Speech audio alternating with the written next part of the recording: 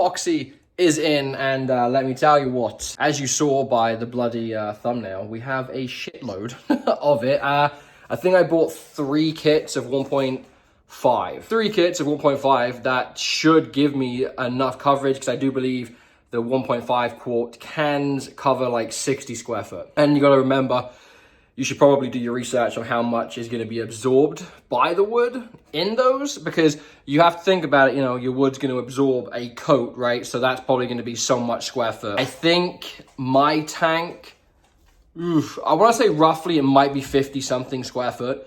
So if one kit does 60 square foot, then that 10%, you know, or the, you know, whatever it is, that 10% of like absorbance that goes into the wood, I'm going to be fine. I've got a lot of playroom. Plus, I've got 3 kits. So I've got technically 3 coats of this stuff that's going on. And then the front panel obviously isn't solid. So I'm looking pretty good right now. So I'm going to start mixing this. I'm going to probably do half a can at a time. I'm not going to dump it all in one, even though I'm pretty sure I probably could just dump it in and then mix it and just throw it up ASAP. But I've heard this stuff can get real hard. So anyway, enough talking, let's get into it. Whoever designed these, must I say, okay, like this, look at the state of this can. This can is just absolutely beat up. They literally came like that. This one's not too bad, but I have a ton of mixing containers.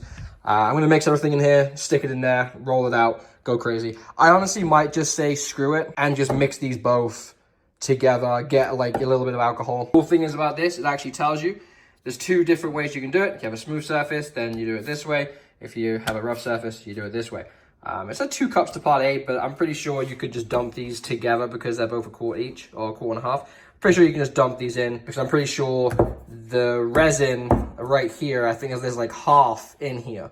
So I think that's your 2-to-1 ratio. I could be wrong. Do not criticize me in the chat and go crazy in comments. I'm sorry, I'm trying my best here, but and then it gives you the option of adding some alcohol. What this does is when you apply it, it pretty much just gives you more play with the product instead of like trying to stress out. It's really, really thick stuff. The alcohol actually thins it down and allows you to apply it to your surface a lot easier than, you know, without it. So I'm gonna go grab some, get this on. I'm just gonna put you in the corner pretty much, like you're gonna be pretty much up here.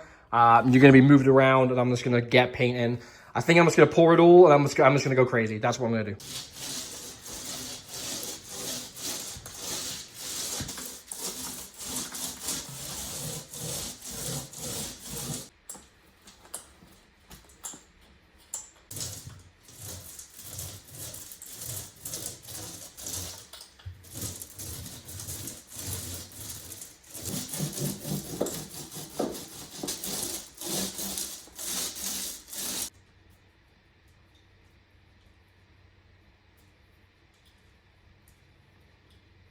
The first coat's on, and let me just tell you right off the get-go, I have never been so stressed in my life when doing something, because I know A, this stuff is very expensive, and B, it gets everywhere. I'm pretty sure I have some on my nose. If you do it, wear gloves. Just wear gloves. Trust me, I got it everywhere. I did not use the alcohol method because I could not find a store that had them. So I just went ahead and did straight, went, you know, balls to the wall, went crazy, tried to rush it. I got a lot of drips because I didn't know how thick to put it on, and it sucks. And I will say this, you put it on a roller, it will just stay in that one spot. You can roll up and down sideways. I had to really push and, you know, push the roller into the wood and then like kind of roll it out to kind of spread it. I would definitely recommend alcohol. The next time I do this, I'm definitely doing the alcohol method because I have a lot of drips because of how thick it is. I did coat the ever living crap out of my seams. The seams are by far the thickest that is on this aquarium. So I'll spin the camera around and you can kind of see where I went kind of heavy and where I went kind of light, because it already looks like, especially in these spots, it already looks like it's done, you know, because it's so thick. But we'll spin around, check it out. Do not use a small one. You can use a small one for the corners. I just used a brush. I coated the brush, dumped it in there, and then just kind of, you know, did my bloody thing. But you can kind of see a bunch of fibers in the back too. If I go slow, you can kind of see all of those little speckle, little furry things. That's off the roller. If you do it, do not get a fluffy roller like I thought would be a good idea. You know, more fluff, more bloody paint, right? No, don't do it. That's crap. Garbage. As you can see in certain areas, there's a lot of thickness in certain areas, which is fine, like I said, because I got to grind it down anyway. More the merrier. 1.5 quarts did in fact do this whole thing, and including me going back over in the corners, as you can see, that's starting to kind of bubble up, not bubble, but like pour a lot. It is self-leveling. So I know my corners are going to be absolutely solid, along with the ones right here, the ones that go up in this corner. I don't understand that. That's really weird to me. It's like it's not taking to that certain area. So what I keep doing is I literally just grab my brush, and people are probably going to get mad at me, but I grab my brush to kind of like fix it. I just get a little bit on it, and I just go to this spot, and I literally just do this, just so it takes to the wood. Don't know if it's going to fix it, but we'll see. It has fixed it in some areas, but that's literally the only area that I saw. For me, first time using it, it's pretty straightforward. I didn't have any measuring cups. I literally just dumped the whole thing into these and then called it good. And let me tell you, this stuff is very thick. I got it on my hand again. If you do this, wear gloves. It's absolutely terrible. There is quite a lot of epoxy still left in there. I hope that doesn't affect my outcome here. Let's see how much is in there. Man, that is still quite a lot of epoxy. Oops. So maybe this might not even set correctly. I honestly, at this point, I don't even know. So, you know, I did my research. I did everything the right way, you know. But I think it looks nice. I went with the sky blue. I thought that was actually kind of a nice, it's very bright. And the basement is actually kind of like a dark color. So, you know, the stand's dark. The inside's bright to maybe kind of make it look a little bit better down here. Make sure you do a lot of research. But anyway, we'll let this dry. Tomorrow we'll sand, do the seams for the fiberglass, and hopefully we can put water in this in the next couple of days. It's the next day, so it's obviously 24 hours after we did the first coat. I did go kind of heavy on the first coat, and then learned that you should probably just kind of go light. Kind of nervous now with especially my seams, because my seams are very thick, as you saw in the video before this one, like the clip. I've got to get 60 grit sandpaper and kind of just sand the whole thing all over again. I'm definitely gonna hit the seams in the corners very, very heavy, because I wanna make sure my fiberglass sticks to the wood more than obviously the epoxy and the resin. So now, I'm gonna set you guys up, and then I'm going to go absolutely crazy and sand the ever-living crap out of this sack.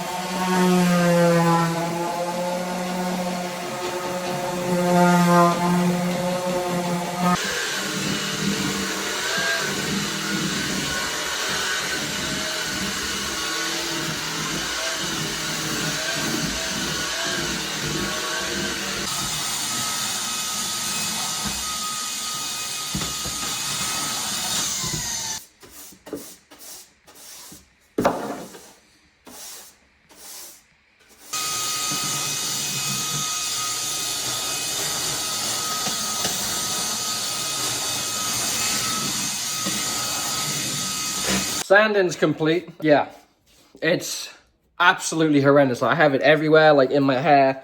It's all over the floor. Like as you can see, all those specks.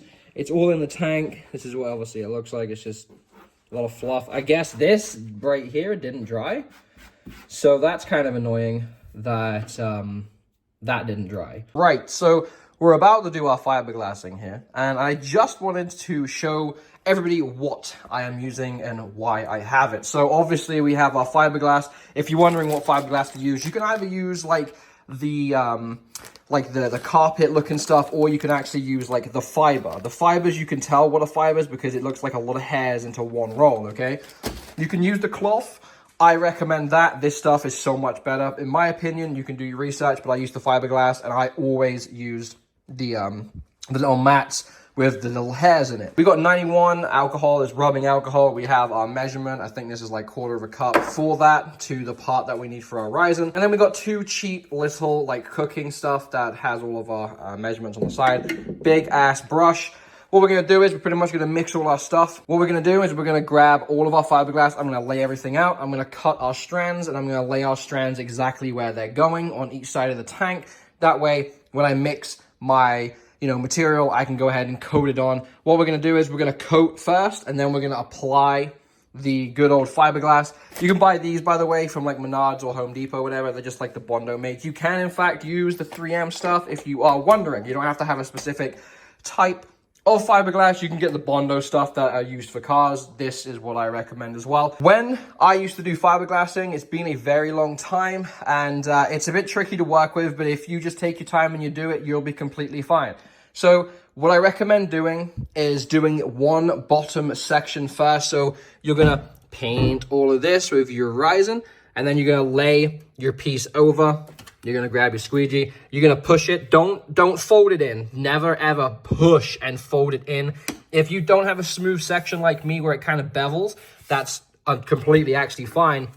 But you don't want to get, your fiberglass and then tuck it in. You never want to do that. It's gonna pull. It's gonna break. Trust me, please.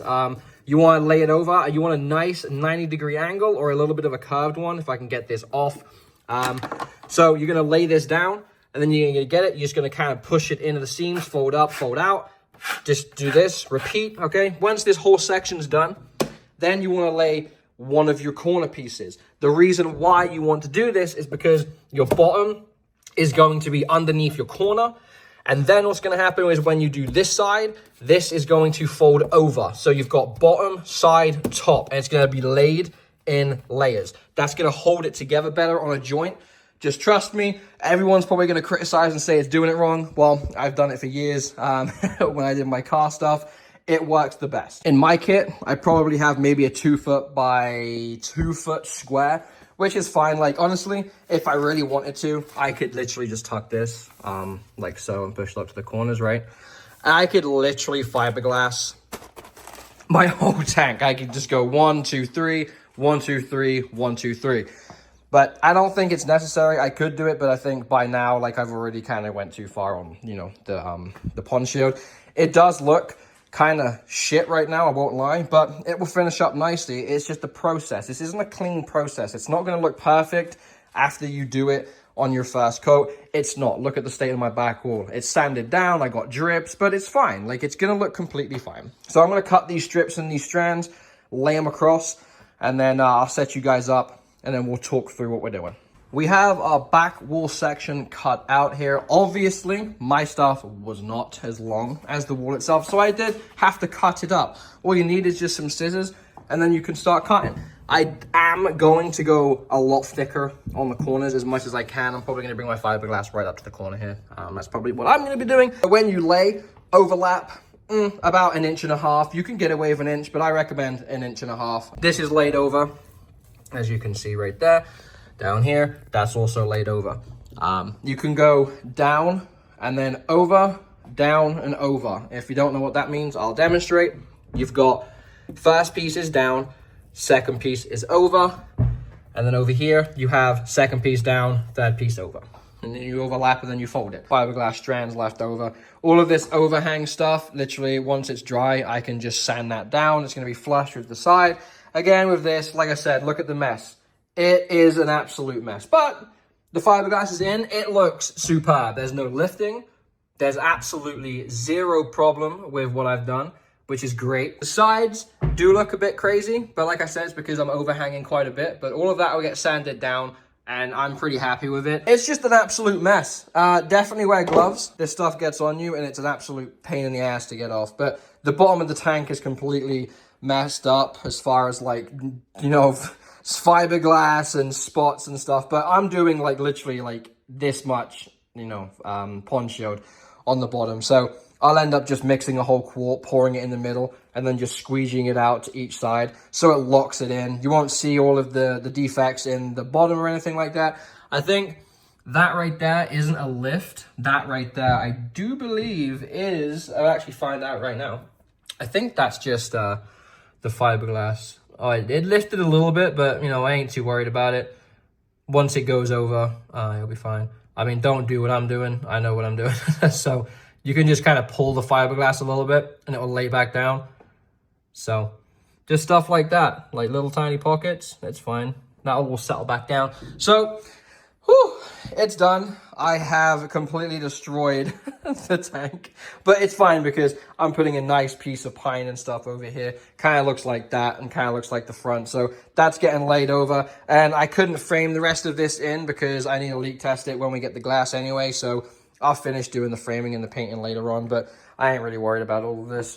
It is a mess, you know. I'm legitimately just showing you the facts, you know, about this stuff. And when you take on a project like this, it's going to get messy. You're going to destroy stuff. Just make sure that you kind of like take it into consideration. If you're not covering this up and you end up doing a build like this, go ahead and just like lay some tape down if you want to keep it nice, or just don't paint it like I did.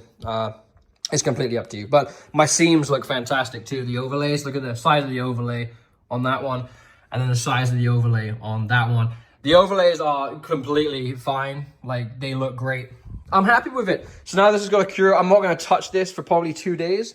And then maybe in 2 days, probably like a Sunday, I think, I'm going to come in and do another coat of Pond Shield on everything, get it all nice, because I still need to hit this side. As you can see, it kind of, you hear that?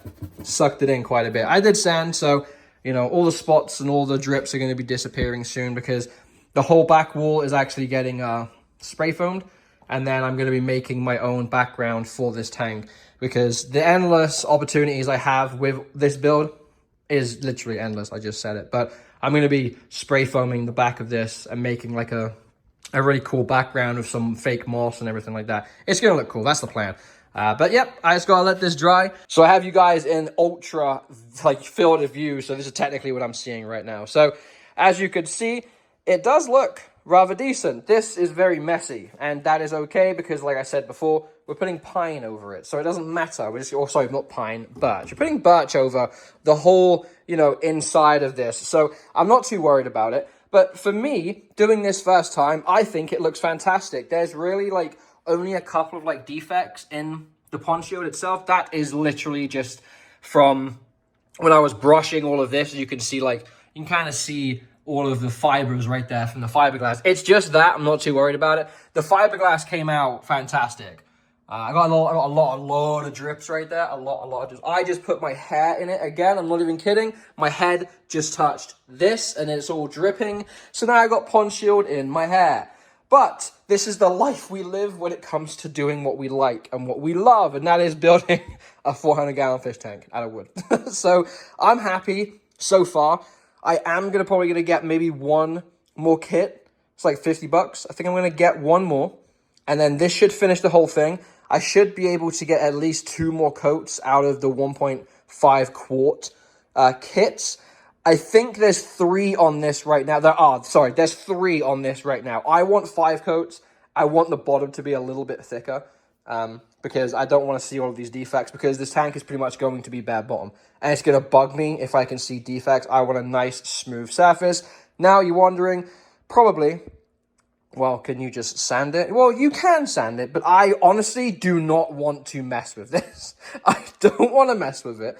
I'm going to leave it. We can probably go around here. You can check this side out. But it is a humongous tank. Like, I got a lot of drip stains, but, like, it's okay. It doesn't matter. I got to cut that fiberglass. This is looking rather decent. Trimmed all of that. Trimmed all of this right here. Trimmed all of this. And again, there's trim going up, so we're not really going to see that. But this is the view from the side panel. And look how fantastic the light just bounces off it. I'm super stoked. And again, the fiberglass looked great. I'm very happy. I just hate the fact that you have to rush so quick when doing this tank. Like, not doing this tank, sorry, doing the Pond Shield. You have to rush so much, and holy shit, man. Like, I start sweating, I'm stressed, I'm trying to get it done. Like, I really don't mind the way this looks. The wood definitely got covered. Definitely. I would say maybe at the top right here, actually, I could probably hit that again. But that's the only side I see right now. But the top of the tank looks pretty good. I mean, I'm not even going to be filling the water up to the top anyway. The water's probably going to be like right here. So I'm not too worried about the top, but I'm going to do it anyway because in case water splashes, in case, you know, the arowana decides to jump and cause some splashing, we still have to do the top brace support for this. I'm just going to be running 2x6s across, or 2x4s, one of the two. And I'm just going to build the brace up just one more taller so it looks all flush. We're going to try and do this the best we can. I'm not happy with this side though of the fiberglass. I mean, some people might think that looks okay, but because I used to do this a lot, and I just noticed that right there is not good. Let's hope that is still wet. It's still damp, which is good. Like I guess I just did this coat. We're going to try and mess with the fiberglass a little bit, try and get these layers to move around. I'm trying not to move it too much. I really don't want to disturb the fibers as much as I would if I was just doing it like right off the rip. But I'm just going to move some of these fibers back and drag it out and fold it around that corner so it hardens. Now again, I'm painting this, so this doesn't matter. So what this is going to do is it's going to pull the fibers out of this corner, and it's going to stretch them, and then that little air pocket should disappear. So we'll move these fibers out the way too, I guess. Fold that in some more. Now what I'm doing, I'm literally just pushing down and pulling back, like you would if you were doing cement or like building something. So that turned out to be okay.